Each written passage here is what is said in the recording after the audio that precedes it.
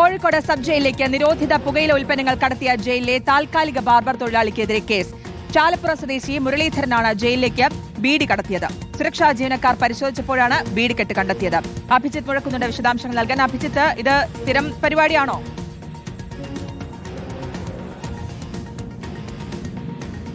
ശ്രുതി, നിലവിൽ അങ്ങനെ ഒരു സംശയം പോലീസിനുണ്ട്. കാരണം ഇദ്ദേഹം അവിടെ ബാർബർ ജോലി ചെയ്യുന്ന ആളാണ്, താൽക്കാലിക ജീവനക്കാരനാണ്. അപ്പോൾ ഈ ജയിലിലുള്ളവർക്ക്, തടവുകാർക്കൊക്കെ ബീഡി എത്തിച്ചു കൊടുക്കാൻ എളുപ്പമാണ്. അങ്ങനെ ഇയാൾ നേരത്തെയും ബീഡി കടത്തിയിട്ടുണ്ടോ എന്നുള്ളൊരു അന്വേഷണം കൂടി പോലീസിന്റെ ഭാഗത്തുനിന്നുണ്ടാകുന്നുണ്ട്. ഏതായാലും 7 കെട്ട് ബീഡിയുമായാണ് ഇയാളെ സുരക്ഷ പരിശോധന നടക്കുന്നതിനിടയിൽ ഇയാൾ പിടിയിലാകുന്നത്.